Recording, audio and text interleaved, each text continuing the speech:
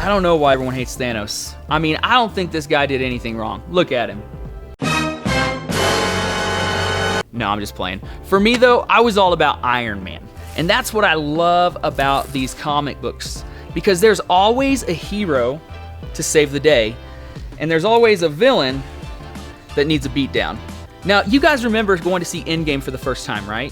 We all remember that feeling. We didn't know what was gonna happen. Thanos had just destroyed the world. Could the Avengers really save it? I mean, all it took was one, and Groot was wood chips. But what you may not know is that before Thanos was the most hated villain, this guy right here, Iron Man, was the most hated hero. See, Stan Lee Excelsior tried to create the most awful hero he could, and he came up with Iron Man that night. But that all changed when Iron Man made the ultimate sacrifice to save everyone. The point is, there will always be somebody to hate, hero or villain, unless we start choosing to love our enemies. And we're gonna get to that more in a minute, but right now we're gonna check in with Jack and Jack to see how the Remix Summer Games are going. And welcome back. We've split our student team into a couple of different groups. They're competing to win the Remix Trophy of Glory. But more importantly, the team that loses has a pretty embarrassing punishment coming their way at the end of service. Isn't that right, Jack? That's correct, Jack. And the loser this week is going to be thrown into a giant hamster ball full of fish. It's also been sitting out there all day, so by the end of it, they may be smelling worse than you, Jack. Hey. Last week, the Maroon Monkeys got beat and had to get semi-permanent tattoos. This week, they'll have a chance to get some revenge on the Purple Parakeets. But right now, we're heading up to the roof for some paintball slingshot action. Yep, and today's teams will take turns launching paint-filled balloons off the roof. They have multiple chances to earn points, hitting a giant target using a giant slingshot. And in the center of our target is our least favorite hero, enemy, Thanos himself. The team with the most points at the end wins this challenge and comes one step closer to getting their hands on the Remix Trophy of Glory. That's right, so let's see how they do. First up, we have Derek. Let's go, Look let's at that go. little guy. Oh, he's so excited. Looks like those tiny hands can only pick up the little balloons, Jack. He pulls it back. Oh man, he's about to let it rip. I hope you're talking about the balloons, Jack. Sure. Oh, and there it is. Just a little short. You could say that's the story of his life. Man, I look good. You're still short. Next up, we have Andrew from the Moron Monkeys. It's Maroon Monkeys. And I'll say it again. Sure. He's lining up the shot. Really taking his time with that one. Just do it! He lets it go, and look at that. This is a strong start for the Maroon Monkeys, scoring 100 points right off the bat. And they're still celebrating that shot. Next up, we have Osria from the Purple Parakeets. I don't know how she's gonna manage to cheat on this one. But we know she'll try. She lines up the shot. And she shoots. Lands right behind Thanos for 50 points. I hope that's a peace sign from Thanos down there. Yep, another questionable hand gesture from that guy. But it looks like we have Hello Timmy up next. Hello, Kitty. And if you watched last week, Tim has another tattoo on the other side of his head that says no regrets. Bet he has some now though. I mean, I think that tattoo's kind of pretty, Jack. Well, if anyone on the team could pull it off, it's not Tim. Ain't that the truth? Looks like there's not much power behind those skinny little arms. Let's see. Yep, I was. But that shot wasn't half as bad as a Thanos floss. Well, next up, we have Emilio from the Purple Parakeets. Jack, does he know what color he's looking for? Didn't know selecting a balloon was so hard. They're mine. It looks like Derek's giving some direction there. And he's taking his time to do everything today. I'd hate to go shoe shopping with this guy.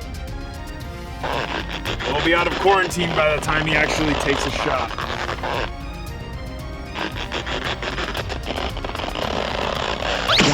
Oh, and it explodes! Man, that one went everywhere. Thanos snapped that one out of existence. Looks like all that time he took to pick a balloon was worthless. Just like your announcing, Jack. Well, that hurt. Next up, we have Olivia from the Maroon Monkeys. Oh boy, that stance looks so basic. Classic. And look at that scrunchie. She shoots. And right in the 100. Someone get that girl a picture. It's pretty. Looks like Thanos is starting to get a little scared. All right, Danny DeVito is back up again. Let's see if he gives a better performance than last time. Oh, he comes up short again. Looks like the gym really isn't helping this guy out at all. Or maybe he just can't see over the edge of the roof. Next up, we have Andrew. He might be silent, but he's deadly. Looks like he's giving Tim some directions.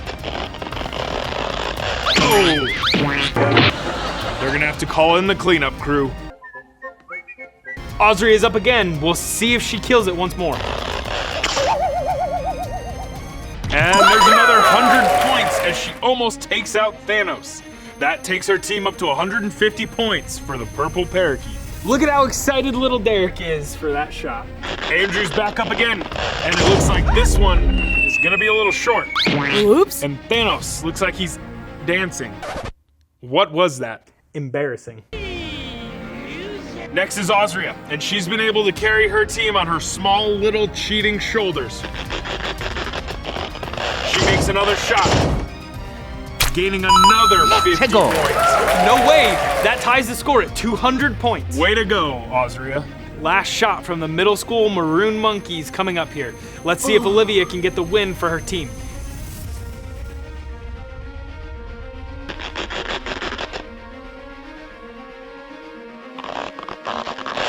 She takes the shot, and she gets 50 points.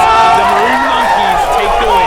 Looks like Derek is not happy about that. Game over. It's only gonna get worse when they find out what this week's punishment is. But first, words in. Earlier, Derek was seen talking with the mortal enemy of the entire galaxy. You mean Cutie Pie? No. Never. I'm talking about Thanos. Apparently, he's got some thoughts on that. Let's check it out. Man, there is some bad blood between middle school and high school right now. You know who else had some bad feelings towards people? Jonah. Now, you might have heard of Jonah and the whale, but there's more to the story than you may realize. See, God told Jonah to go to the city of Nineveh and tell them that he was going to wipe them out if they didn't change their ways. Wipe them out, all of them. Jonah absolutely hated the city of Nineveh. They were a ruthless, evil nation that terrorized his people.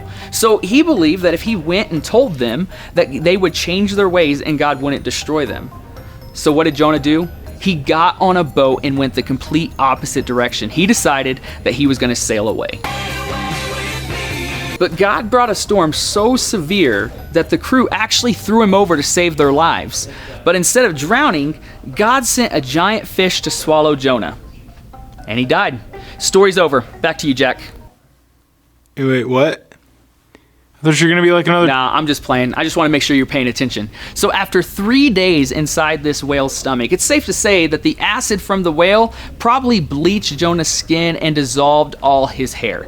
He probably looked a little bit like this guy. So Jonah apologizes to God, and this whale pukes him up on a beach, and he heads to Nineveh. Now, this dude's probably looking like a hot mess. I mean, he's probably looking worse than Olivia does before her Starbucks in the morning. That's bad, okay? So anyways, Jonah, he goes to this town and he heads in and he walks from one end of the town to the other saying, hey, in 40 days, God is going to destroy the city of Nineveh if you do not turn from your evil ways. I am inevitable. Then Jonah did something that only someone who truly hated a group of people would do.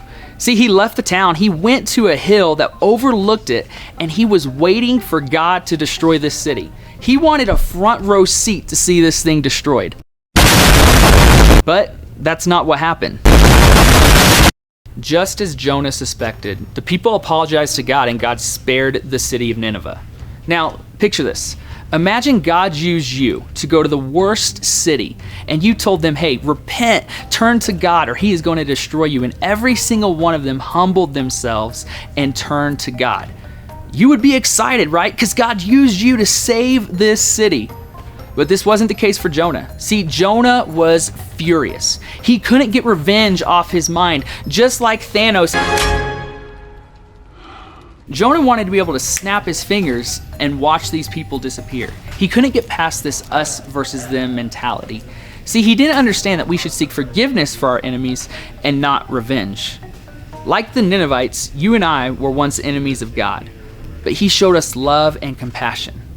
And just like God is for us, he's for our enemies too. And I don't know who comes to mind when I say the word enemy. It could be someone that's hurt you, or maybe someone that you got in a big fight with and you just can't stand. Maybe you're thinking of someone right now. I want to challenge you to do something crazy. I want to encourage you to reach out to that enemy of yours. Maybe take them for coffee, maybe send them a text or a phone call, but make peace. It takes a lot of courage to take that first step, but what if God wants to use you to show them his love? So, Remix, are we going to show the love and forgiveness that we've been given? Or are we going to do what Jonah did and run the opposite way? Remember, we should seek forgiveness for our enemies, not revenge. But this week, the Maroon Monkeys are going to get some revenge because my team lost. So it's time to see how we get punished. All right, guys, we're here with our losing team. High school, how does it feel to take such a loss? Not good. Not good. I'm not looking forward to this. No, it doesn't look like it, because person who draws the shortest straw in just a second here, they're gonna get to hop into that giant human-sized hamster ball, all right? They're gonna pull a reverse Jonah, because we're gonna fill it with fish guts, and then they're gonna get to run all the way down that field with all the fish guts in the thing, all the way down that field to the basketball court with 2 Avengers trying to stop them the whole way there. So, guys, are you ready to see who ends up in the fishball?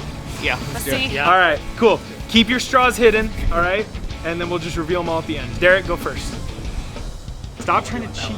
No. Actually, you want the long one. I choose a smaller one.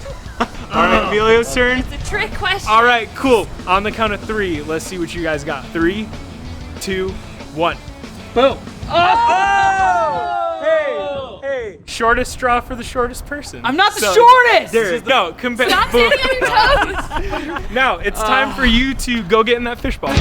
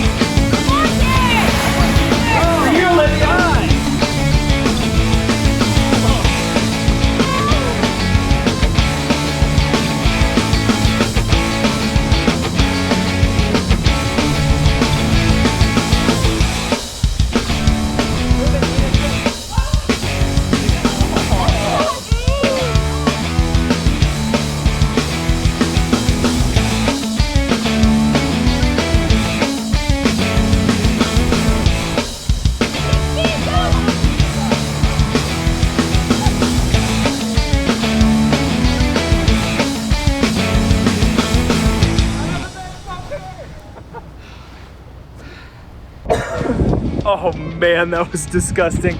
Derek, how are you feeling, dude? You don't look okay. Oh.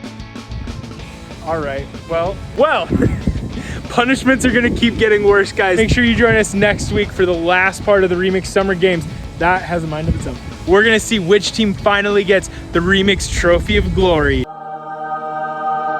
So make sure you guys join us next week and we'll see you there.